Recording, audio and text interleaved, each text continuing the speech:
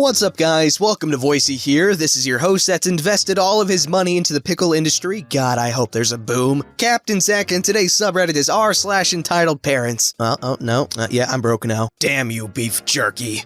Don't forget to like, subscribe, and hit that bell to never miss an episode. This story's called Raised by an Entitled Parent to be an Entitled Kid, till I decided to own myself. Not my story, but a friend whose childhood would fit as nicely into the sub as my own.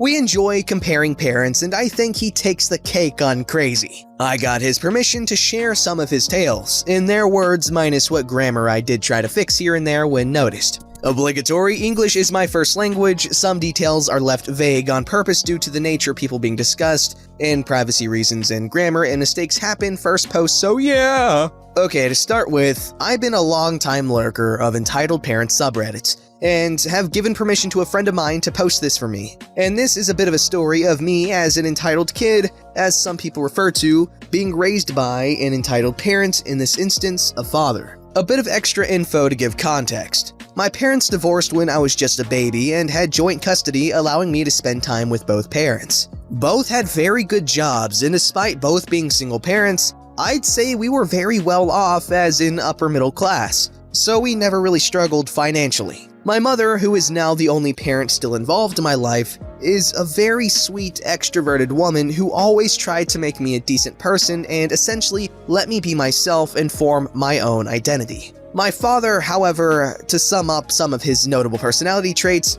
was a very material-focused individual, seeming to believe lavishness and wealth bought happiness. He was also notably sexist, believing women were inferior even if they happened to have the same position, education, or job as him. He had a superiority complex as well as anger issues, and just was an all-around not-so-great person. I actually believe, now that I'm older and have been diagnosed with severe depression, anxiety, and Asperger's, I actually believe he may have had untreated depression based off seeing similar behaviors I had too before my treatment. But an added thing too is he didn't particularly accept those with mental issues that weren't him, so how could he accept that he might? I believe too, a lot of his behaviors came from being raised by his own father, who was a very devout German World War II vet who is also very clear as day still held on to the Nazi values, and clearly passed down a somewhat watered-down version to my dad.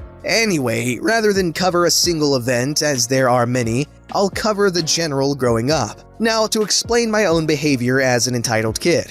I wasn't one of those, "I want it, give it to me" kind. No, rather, I was one of those everything goes my way naturally cause I am great kind. I actually wasn't that horrible of a kid, but definitely had an air of entitlement to me. Had a view of work being beneath me and things will just work out for me cause they could. Admittedly too, I was quite spoiled, particularly by my father, who basically spent money quite lavishly on vacations all over the world for us to go on, getting me expensive things, etc. Sadly though, such things come with a price in its own right, in this instance, my personal freedom.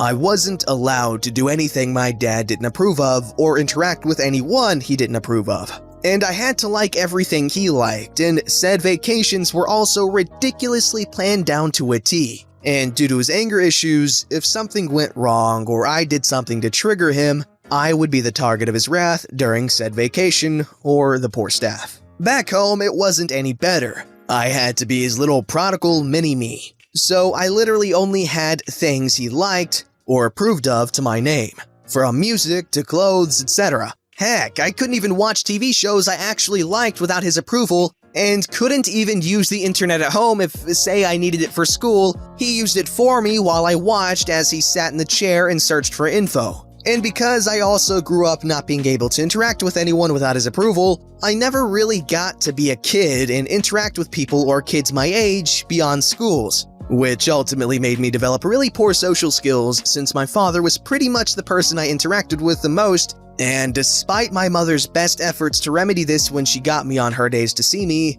I never really did develop properly socially and got pretty horribly bullied. Which, admittedly, I probably didn't help my own situation, and when my dad caught wind of this, it didn't help either. And actually, due to his freaking out at the school staff with his less than helpful anger, and even flipping the heck out of an elementary school kid on school property who was indeed one of my bullies, I pretty much was shunned and hated by my peers, and the school, I think, ultimately gave up on trying to help me. Education itself wasn't any better. Now, small humble brag, I actually am pretty smart and have even been tested to have a higher IQ than my father. Something my father actually hated because, again, he had to be the superior one. While at first I was a lazy student who didn't really put in any effort because of my instilled mentality, which naturally got me in trouble with teachers and my dad because that's normal, when I actually did put in efforts, anything below a B, no matter what the subject, was unacceptable. And putting forth effort was hard enough as I actually grew to really hate school as the bullying never stopped.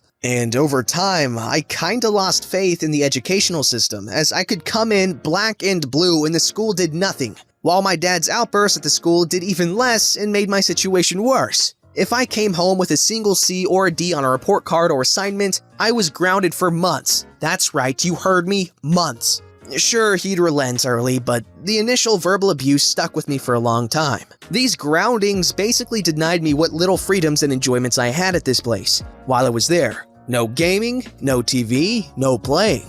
Eventually, I learned to just lie and BS about my marks and assignments as logically the fallout was less and I kept my little freedom and enjoyments longer, and when my dad started punishing me by starving me on top of the groundings, it kinda became second nature. I even learned to hide food in my room so I could have something in my stomach when this happened. Eventually, I lost my freedoms further with the constant extra activities my dad put me in, with the expectation to be the best, and even a tutor program, which even my tutors told him he should consider my educational problems being caused by something else and not the lack of understanding of the material. But of course, my dad didn't listen. Eventually, as I grew older, I became more self-aware, realizing that a lot of his efforts were to keep me away from my mother and make me his clone while also buying me in a way, while trying to sow distrust or disdain for my mother with the occasional negative words and comments. When I was in my early teens at this point, I had made friends to lessen the bullying over the years I was in school who were really around because I had access to money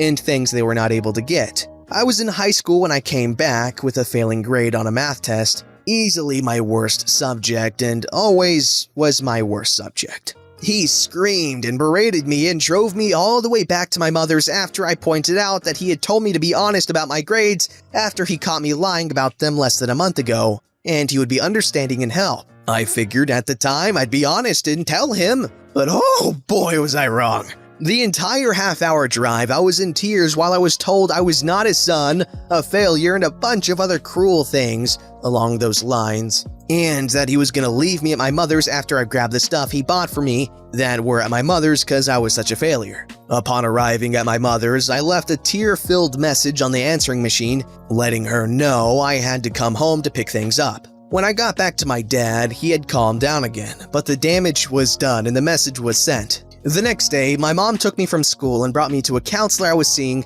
who I just broke down and told everything to. Given my dad's history with my mother when they were married and the story I told them, me and my mother went into hiding while people tried talking with my dad to hopefully promote a healthy relationship with. My dad had been married to a woman who was my stepmother for a few years at this point, and never had an overly healthy relationship with me, a kid, being marriage counselor and mediator between them when they fought. I had thought that my stepmother would back me up during this whole ordeal, but she didn't. She lied to the counselors, denying the treatment of me, saying they never fought despite me even mentioning it to the workers playing mediator between me and my dad. And my dad even lied too. At this point, I was crushed, betrayed, and hurt, even more so because my dad was trying to convince me to meet him and stepmom alone without a worker or anyone to talk it out. Even going so far as get women from the rest of that side of the family to essentially call me and guilt me. At this point, I was done. I decided to take a stand for myself and I don't regret it to this day. I allowed my mother to take full custody of me at the time and hoped my dad would learn and realize what he's done.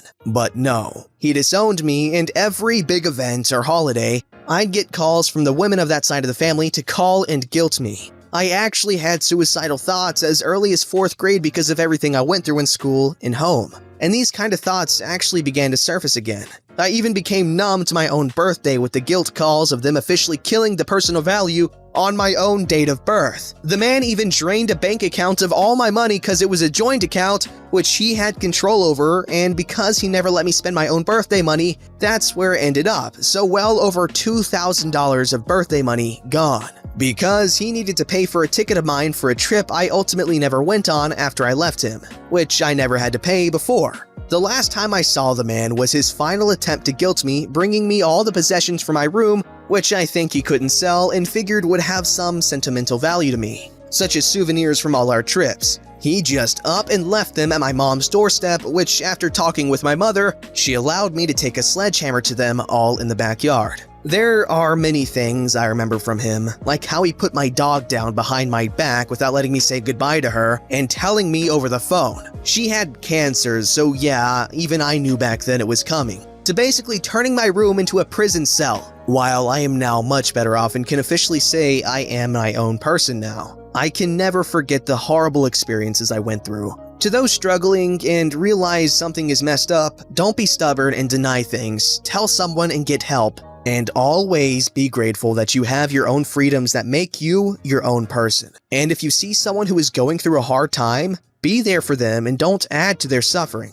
Even if they don't need you now, they very well might later. Good positive message that I stand by. You know, sometimes nothing can be more healing than just letting your feelings come out. Because, you know, bottling that stuff up inside is just not good for you. And I'm sure every one of us has learned that the hard way. Talking about it with someone who's willing to understand and support you is always good. And you know what? Even if they don't necessarily ask you for help, keep an eye out and, you know, occasionally ask how, you know, those close to you are doing. And don't just say, "How are you?" And they're gonna be like, "Oh yeah, I'm fine." No, you'd be like, "No, for real. Is everything okay? You need to talk about anything?" And if there's something going on, they might get emotional and they'll tell you, which is good. I mean, you get what I mean. This story's called Entitled Mom Thinks I'm Seducing Her 13-Year-Old Son.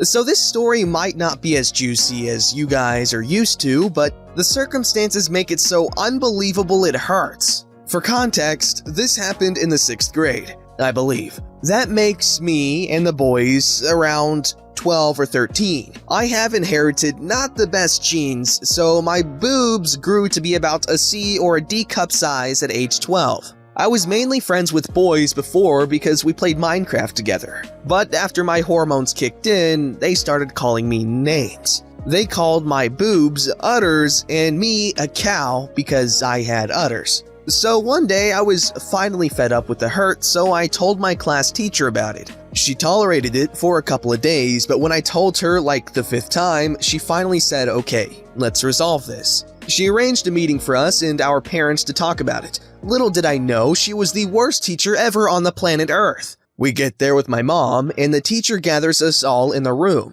but sent the boys out. Then sits the mothers down next to each other and sends my mom to the back of the room. Then says, "OP, sit before the other mothers and talk it out." She really wanted me, a hurt 12-year-old, to talk my issues out with 3 protecting mothers. I started telling her what's been happening when one of the entitled mothers cuts me off. "My boy would not say anything like that. You were probably playing and you took it way too seriously." "Ma'am, I could be walking down the hall and they would shout at me. That's not playing." "Well, maybe you were wearing too revealing clothes. You probably asked for it." My jaw drops at this point. I am 12, lady. What the hell are you talking about? Every day I would have fights with my brother because I kept on stealing his XXL Slipknot t-shirts and going to school in them. I went to class looking like I'm wearing a tent every day. I look behind me for my mother, but the teacher says, "No, you just talk it out. We'll talk to your mother after." Look, I wasn't asking for anything. I'm just hurt and I want this to stop. "Listen, we all know you're friends with our boys and we are not stupid. Maybe you shouldn't play around with them and try to seduce them and your problems would go away." I start getting tears in my eyes from anger because Karen really thinks me playing Hunger Games with his son is me trying to seduce him in 6th grade. Then one of the other moms finally steps in. "Look, OP, I have a daughter. I know this must hurt and I will talk to my boy about it. I think he's in the wrong too." Implying that somehow I am too? and I'll make him stop calling you names. This was kind of nice of her, and the third mom agreed as well. Now it was only me versus Karen. She started yelling about how her boy did nothing wrong, and maybe if I was friends with the girls, I wouldn't get called names. Newsflash, Karen, the girls called me names as well. Finally, my mom had enough and stood up and said, "Get out, OP." I went out to wait with the boys since the teacher didn't invite them in, only me to deal with their mothers. I cried during the whole way home in the car because of how humiliated I felt. To this day, I don't know what my mother said to them, but they all stopped after that, and we became good friends again in 8th grade, when they were a lot more grown up about girls in general. I hated my teacher since then. I could never understand how she thought this was okay. I'm 19 now, so I bring this up only to laugh, but it really screwed up my self-esteem as a teenager. So that's what happens when you get a teacher that doesn't give a crap at all about her students, when she's kind of forced to care. Yeah, that's horrible. I'm glad it got better though. That's all I can say. Kids are dumb. So are teachers, sometimes. And parents. Everyone's dumb. Don't forget to like, subscribe, and hit that bell to never miss an episode.